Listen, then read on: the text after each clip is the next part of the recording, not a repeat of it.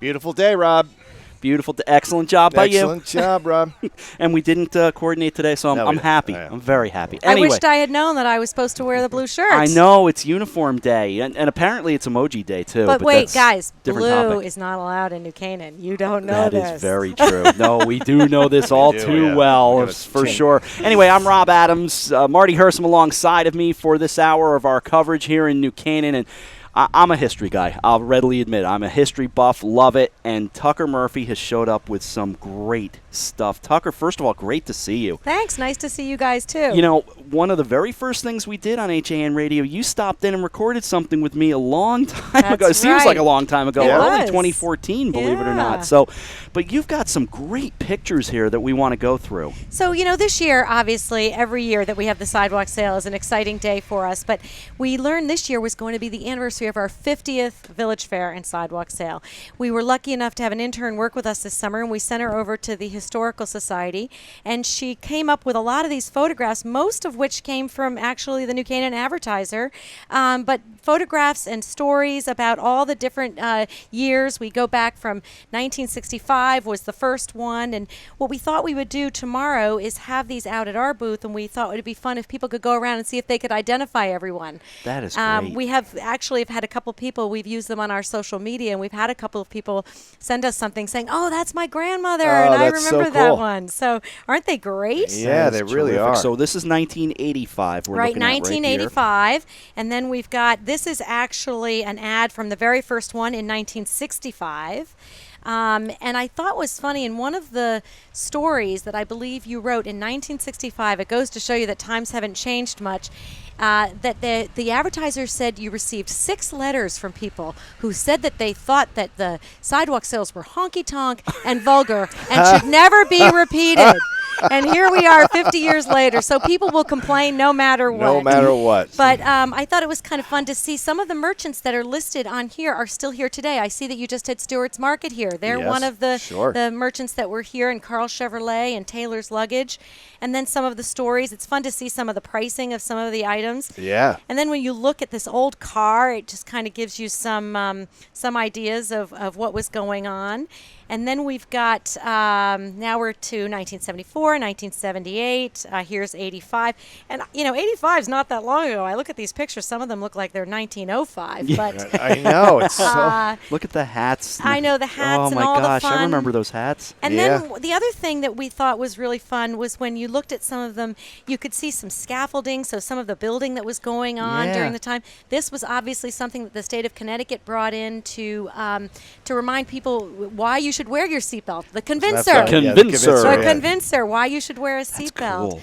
Now this gives me a heart attack, because I think if that's the few amount of people that show up to the sidewalk sale, it's all in vain. But at any rate, that was probably the end of the day. Well, I'll bet you anything that photo was taken by Sid Greenberg, and he had the fire department set him up on the he must have. He must no have. kidding. Yeah. And then we get, this is one of the last ones, and as I say, we will have these all around tomorrow for everyone to have a look at.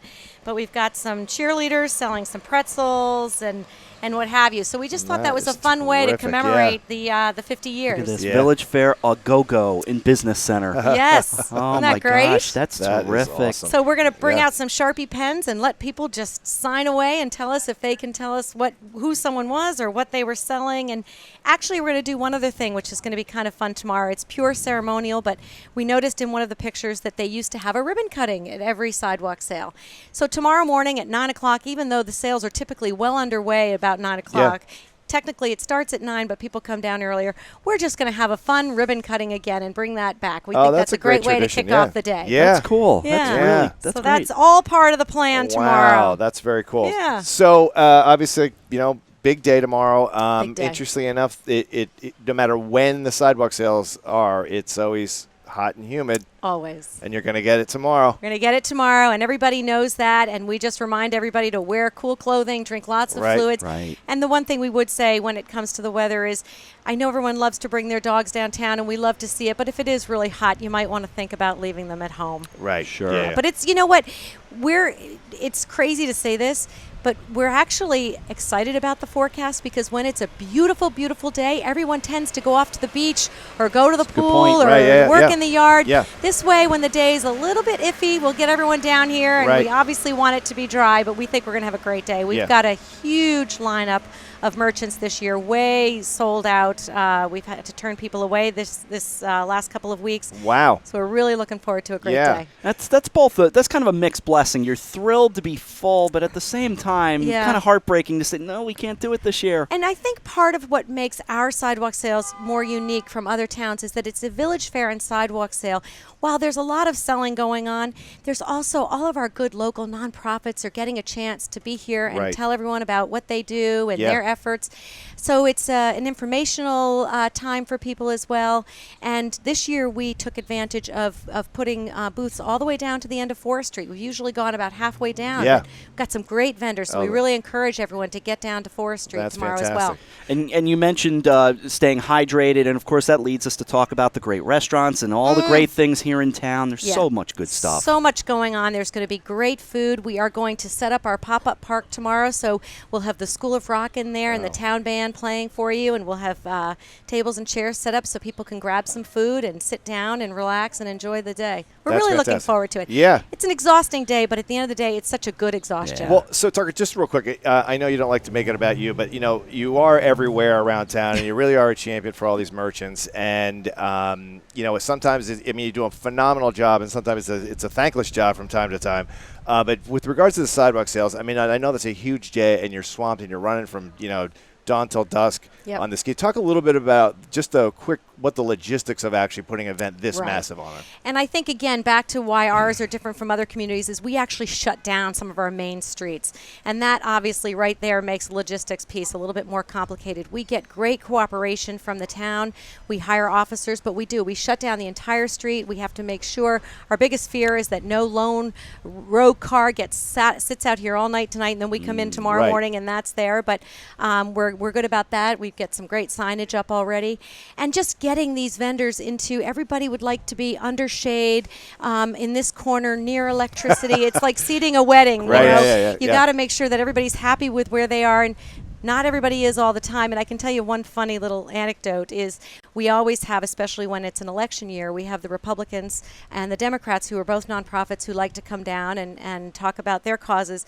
And we put them right across the street from each other every year, and we always flip-flop them. So nobody can ever come back and say, one year I was in the sun every year and they weren't. We're just make them go back and forth. That's all smart. of those kinds of things you have to keep in mind. Yeah. But certainly beyond that, we have to make sure that we have got facilities available for people, that we've got the parking situations all taken care of. The town has graciously allowed for all parking to be free in the municipal lots tomorrow. Just everybody has to be parked legally, of course. Right. And we really would encourage people. The best parking, I think, of all is going to be in the train commuter lot. There's plenty of parking there, and so we just ask everybody to park there if possible. And it kind of gets you out of the area a little faster. It helps facilitate in and out. That's a smarter move for everyone. Right.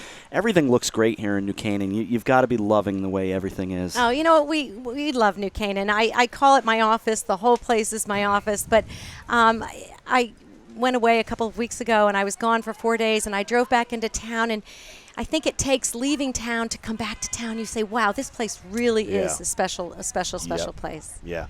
Feel Good very luck tomorrow, fortunate. Tucker. Thank you. You're going to be tired at the end of the day. We always are, but it's a great tired. Looking forward to and it. these pictures are just outstanding. Come and check them out tomorrow. We want everybody to come down and see everything that was going on over the last 50 years. And where will these be located, Tucker? Our booth will be down in front of the Moreno Clock down by Ralph Lauren. Yep. The chamber booth, that's a great information stop.